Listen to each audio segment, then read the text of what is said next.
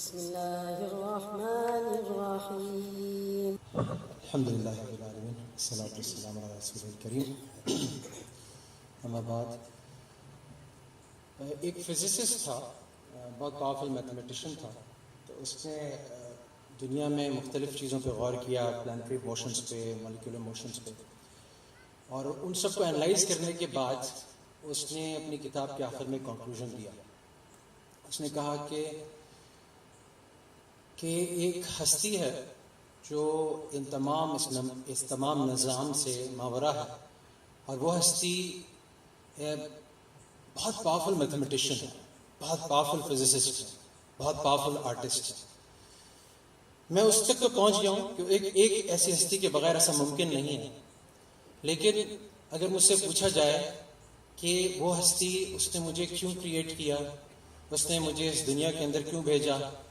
وہ مجھ سے کیا چاہتی ہے، اور موت کے بعد کیا ہوگا، تو میرے پاس ان چیزوں کا جواب میرا علم نہیں دیتا. فریڈرک ہائل ایک اور فزسسٹ تھا، سائنٹسٹ تھا. اس نے کہا کہ اس نے کنکلوڈ کیا، اس کو ایتھیسٹ عام طور پہ ایگنوسٹک کہتے ہیں، لیکن اس کا ایک بڑی پاورفل اسٹیٹمنٹ ہے. وہ کہتا ہے the probability of creating this world without a God is the same as the probability that there is a junkyard out there and a tornado passes through that junkyard and a Boeing 747 emerges out of it without any thought, without any architect, without any creator. تو اس کی probability جتنی ہوگی وہ اتنی probability ہے جیسے دنیا ایسے بن گئی. تو جہاں پہ یہ سائنٹسٹ اور فزسسٹ ان کی علم کی انتہا ہوتی ہے، وہاں سے قرآنی علوم کی ابتدا ہوتی ہے. جہاں پہ وہ جس سوال پہ جا کے رک جاتے ہیں اور ان کے بریلینٹ مائنڈز اس کے آگے نہیں سوچ سکتے، وہ نہیں بتا سکتے کہ خدا کون ہے، اس کا تعارف کیا ہے، وہ چاہتا کیا ہے، اسے دنیا میں بھیجا کیوں ہے، واپس کس چیز کے لیے جانا ہے، اور اس نے کس مقصد سے اس دنیا کو تخلیق کیا ہے. وہ چیز جو ہے وہ صرف اور صرف ہمیں وحی کے ذریعے، وحی کے آخری ایڈیشن یعنی قرآن کریم کے ذریعے سے مل سکتی ہے. وہ ہماری ایسی پاورفل سورس ہے کہ جس سے جب ہم سٹارٹ کرتے ہیں تو تمام دوسری قومیں ہیں ان سے ہمیں سٹارٹ کے اندر ہی ایک انفیئر ایڈوانٹیج ہوتا ہے.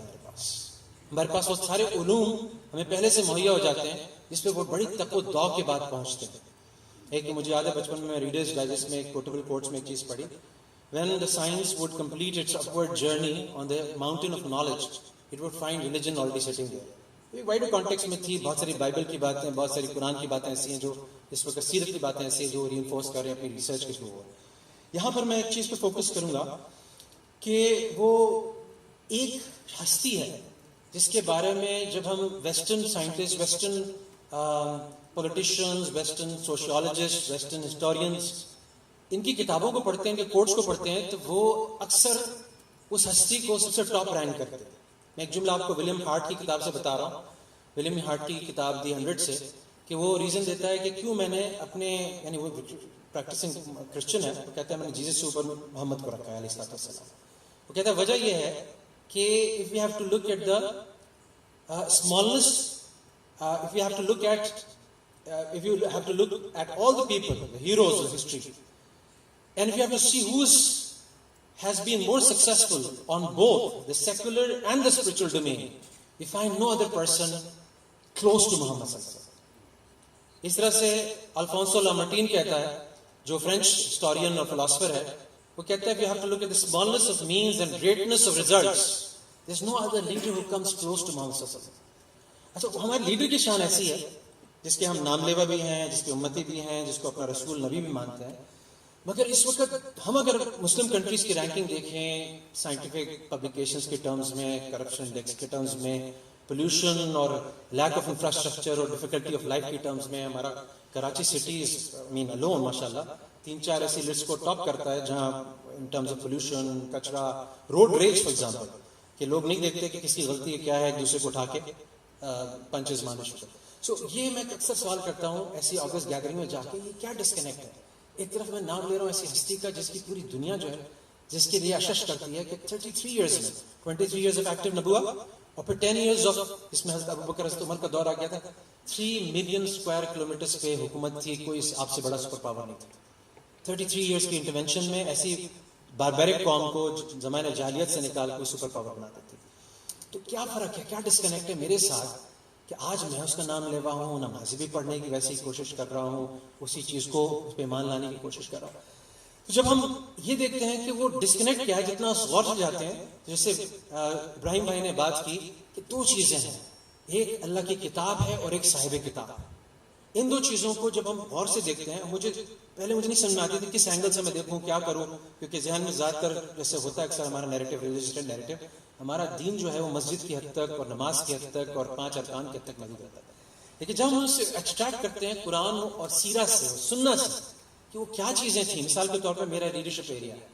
سو میں ابھی بات کر رہا تھا عارف بھائی سے بھی، اسامہ سے بھی، کہ میرے نزدیک اب پوری ایک ورک شاپس کی سیریز تیار کی جا سکتی ہے ینگسٹرز کے لیے بھی، ایڈلٹس کے لیے بھی، جہاں پہ ان کو پرسنل لیول پہ، ٹیم لیول پہ، فیملی لیول پہ، آرگنائزیشن لیول پہ، سوسائٹی لیول پہ ان کو ٹرین کر سکتے ہیں، وہ ہیبٹس اڈاپٹ کروا سکتے ہیں جو پروسیس ہم چھوڑ کے گئے. اور اتنی مشکل نہیں ہے، اتنی مشکل نہیں ہے، اس سے فل ٹرن اراؤنڈ آ سکتا ہے. بس کہ انشاءاللہ this is a topic for another day, but I'll come back to what would be an impact کہ اگر اس قرآن کی، وہ سیرہ کی، وہ سنت کی، کیونکہ قرآن کو سمجھنے کے لیے کانٹیکسٹ چاہیے، اللہ کے رسول کی زندگی بھی ہے. جب ہم اس قرآن فہمی کو اس میسو لیول پہ علم فاؤنڈیشن کے ذریعے سے چندوں کو اللہ تعالیٰ قبول کر کے ان کے ذریعے سے اس کو عام کرتے ہیں، تو اس کا امپیکٹ کیا ہو سکتا ہے، اس کا پوٹینشیل کیا ہے. اس میں آپ کو بس 2-3 چیزیں عرض کروں گا کیونکہ میرے پاس ٹائم بھی تھوڑا ہے. پھر ایک بات یاد رکھیے گا کہ وہ بچہ جو بہت ایک ارلی سٹیج کے اندر ان سینٹرل فاؤنڈیشنل آئیڈیاز سے ہمکنار ہو گیا، اس کو انہوں نے پا لیا اور اس پہ اس نے اپنی زندگی بلڈ کرنا شروع کی، تو آگے چل کے اس کے بہت سارے بت جو میری ذہن میں، جب میں نے ایک سینٹ اسکول میں پڑھا، پھر ایک پارسی اسکول میں پڑھا، پھر میں نے کامرس کالج آئی بی میں پڑھا، تو جو کچھ وہاں کے بت تھے وہ اس کے ذہن میں آتے نہیں. وہ شروع سے ایک موحد بنتا، اس کے لیے ایک سورس آف ایسی ٹروتھ ہے جس کے آگے وہ جو چھوٹے چھوٹے جو جھوٹ ہیں وہ سب بیک گراؤنڈ میں چلے جاتے ہیں. اور اس کی فاؤنڈیشن ایسی مضبوط توحید پہ، رسالت پہ، آخرت پہ ایسی مضبوط بنتی ہے کہ وہ ہی is able to take the right decisions from the beginning of his life. اور اس کے جس کی بنیاد ٹھیک ہے عمارت کی، وہ عمارت بھی ٹھیک ہو جائے گی. جب ہماری ایجوکیشن کی بنیادی غلط تھی، ظاہر وہ عمارت بھی کہیں نہ کہیں غلط ہوگی. اب میں آپ کو چھوٹی سی مثال دیتا ہوں کہ کیا امپیکٹ ڈالتا ہے. دیکھیں، ایک پلیس ہولڈر ہے مشن، پرپز، ویژن کا. گورا اس وقت اتنی ترقی کر لی، سب کچھ کر لیا، کیونکہ وہی کے علوم کو ماننے کے لیے تیار نہیں ہے، وہ سائنس سے ہر چیز حاصل کرنا چاہتا ہے. تو وہاں پہ ایک فلاسفرز کی ایک ٹرم کہلاتی ہے ایگزسٹینشیل کرائسس. ایگزسٹینشیل کرائسس اس وقت ہوتا ہے جب فلاسفرز اپنی حد تک سوچنے کے بعد جب فلاسفی کو اور سائنس کو یوز کرتے ہیں سوال کا جواب دینے کے لیے کہ ہم ایگزسٹ کیوں کرتے ہیں، تو وہ اس میں جواب میں کرائسس کا شکار ہو جاتے ہیں. ہمیں سمجھ ہی نہیں آ رہا کچھ ایگزسٹ کرتے ہیں، کیونکہ انہوں نے وہی کے علوم کو تو پیچھے ڈال دیا، بائبل کو پیچھے ڈال دیا. نعوذ باللہ نیچے کے ورڈ میں we have taken care of God, he is gone, he is not there anymore. ان کا انلائٹمنٹ کہہ رہا ہے. So جب ہم بچے کو شروع سے اللہ سے انٹروڈیوس کرا رہے ہیں اور اللہ کو لے کے ان کو ایک مشن، پرپز، ویژن دے رہے ہیں، اس کے لیے اس کی منزل اس کو پہلے دن سے مل گئی، جس کے لیے بڑے بڑے philosophers, scientific people, scientific community ٹاور ٹویاں مار رہی ہے، وہ اس کو ڈائریکشن پہلے سے ہم نے دے دیا، شروع میں دے دیا. دوسری چیز جو ایک فنڈامنٹل نیچر ہے اس دنیا کا کہ اللہ تعالیٰ نے اس کو ایک جگہ بنایا جو امتحان کی جگہ ہے، جس کے اندر ہمیشہ اس کے اندر خیر اور شر کی کشمکش چلتی رہے گی. چاہے حضرت نوح علیہ السلام کا دور ہو، چاہے حضرت ابراہیم علیہ السلام کا دور ہو، چاہے موسیٰ علیہ السلام کا دور ہو، چاہے نبی کریم صلی اللہ علیہ وسلم کا دور ہو. تو اس کو بار بار وہ کانورسیشنز، وہ واقعات بتا دیے کہ دیکھو حضرت یوسف علیہ السلام کا بھائیوں کے ساتھ کیسے ٹسل رہا، لیکن اللہ تعالیٰ نے ان کو کیسے آخر میں کامیاب کیا. اس کے ذہن میں بات بیٹھ جائے گی اس تناظر میں، واللہ غالب علی امرہ ولکن اکثر الناس لا یعلمون. اکثر لوگوں کو پتہ نہیں، لیکن اللہ تعالیٰ اپنے امور پر غالب ہے. تم جب اس راستے کو چلو گے، ان ویلیوز کو اڈاپٹ کرو گے، اس ڈیسٹینیشن کی طرف جاؤ گے، تو وہ تمہاری بیکنگ پہ ہوگا، وہ تمہارے ہوا معکم اینما کنتم، تم جہاں جاؤ گے تمہارے ساتھ ہوگا. اور تیسری چیز کیا کہ اس کے اندر جیسے نبی کریم صلی اللہ علیہ وسلم نے جو گلوری ہمارے لیے ارن کی، اس امت کے لیے ارن کی، اپنے لیے ارن کی، اس گلوری کو ارن کرنے کے اندر حق و باطل کی کشمکش میں جو روزانہ چیلنجز پیش آتے تھے، تو اللہ تعالیٰ ان کو تسلی دیتے تھے، اللہ تعالیٰ ان کو دلاسا دیتے تھے، اللہ ان کو راستہ دکھاتے تھے، اللہ ان کی رہنمائی کرتے تھے. روزانہ یہ چیز ہو رہی ہوتی تھی، نبی کریم سے وہی آ رہی ہوتی تھی، وہی میرے لیے بھی ایکسیسیبل ہے، میرے بچوں کے لیے بھی ایکسیسیبل ہے. اگر بچے کا نیچر ہم نے اس فطرت پہ شروع سے ہی سیٹ کر دیا تو اس کو شروع ہی سے غیبی نظام کی بہت سی باتیں پتہ چلیں گی. ابھی ہمیں اس وقت لڑنا پڑتا ہے، ایک ہم سپریم کورٹ میں جا کے کیس کرتے ہیں سود کے خلاف، دوسری طرف سے بینک آتے ہیں دوبارہ اس کو انڈو کر دیتے ہیں. اب اگر اس بچے کو شروع سے پتا ہے کہ اللہ تعالیٰ نے قرآن شریف میں غیبی نظام کا ایک اصول بتا دیا، یمحق اللہ الربا ویربی الصدقات، اللہ تعالیٰ صدقات کی نشو نما کرتے ہیں اور ربا کو مٹا دیتے ہیں. اور اس کے ذہن میں بات پہلے سے بیٹھی ہوئی ہے تو ایسے معاشرے کی تشکیل کی طرف جائے گا جہاں پر یہ سود کا تو تصور ہی نہیں ہوگا، بلکہ ایسے حضرات بیٹھے ہوں گے جو اپنے صدقہ اور صدقہ جاریہ کے بارے میں آگے سے آگے سوچ رہے ہوں. جب اس کو بتا دیا جائے کہ ان الصلاۃ تنہی عن المؤمنین تنہی عن الفحشاء والمنکر، تو وہ کیا کرے گا کہ وہ شروع سے جانے گا کہ مجھے اپنے کیریکٹر کو پرورژن سے بچانے کے لیے مجھے اچھی نماز ادا کرنی ہے. جب میں وہ کروں گا تو میرا کیریکٹر ہر کرپشن سے پرورژن سے بچ جائے. جب اس کو پتا ہوگا الا بذکر اللہ تطمئن القلوب، تو پیسے کی اندھا دھند دوڑ میں نہیں بھاگے گا، وہ مٹیریل چیزوں کی اندر دوڑ میں نہیں بھاگے گا. اس کو پتا ہے کہ دل کا سکون ایونچولی مجھے اللہ کی یاد سے آنا ہے. یہ مجھے جتنا لیٹ ریلائز ہوگا اتنی لیٹ میری زندگی میں خیر آئے گی. علم فاؤنڈیشن جیسے اداروں کی برکت سے جتنی جلدی ہم بچوں کو اپنے نہ صرف قرآن بلکہ قرآن کا مفہوم اور ویژن، پرپز، مشن، ڈیسٹینیشن،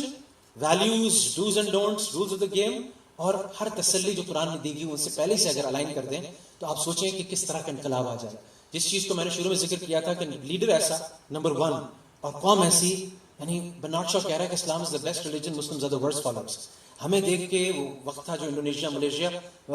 صرف مسلمان تاجروں کو دیکھ کے مسلمان ہو گیا، ان کے معاملات کو دیکھ کے مسلمان ہو گیا. اس وقت سب سے بڑی رکاوٹ ہم ہیں لوگوں کے اسلام لائے. سو اگر ہماری نئی نسل کو اگر ان فاؤنڈیشن کے سلیبس کے مطابق، ان کی کاوشوں کے مطابق شروع سے اس طرح سے گروم کیا جاتا ہے کہ وہ صحیح ٹرو ریپرزینٹیشن ہے اسلامک لیٹر کی بھی، اسلامک اسپرٹ کی بھی، تو وہ انقلاب آ سکتا ہے جس سے لیڈر اور اس کی پوری امت بالکل الائنڈ ہوں گے. اور ہمیں بھی وہ دنیا کے اندر بھی not glory for the sake of glory بلکہ glory for the sake of so that others can enter the same religion, they can earn the same barakah and success in life. اللہ تعالیٰ ہم سب کو توفیق دے اس طرح کی کاوشوں میں. وتعاونوا علی البر والتقوی کے تحت ہم خوب کاوش بھی کریں اور جس طرح سے اپنے مال سے، اپنی جان سے، اپنی فکر سے کنٹریبیوٹ کریں. آخر دعوانا الحمدللہ رب العالمین.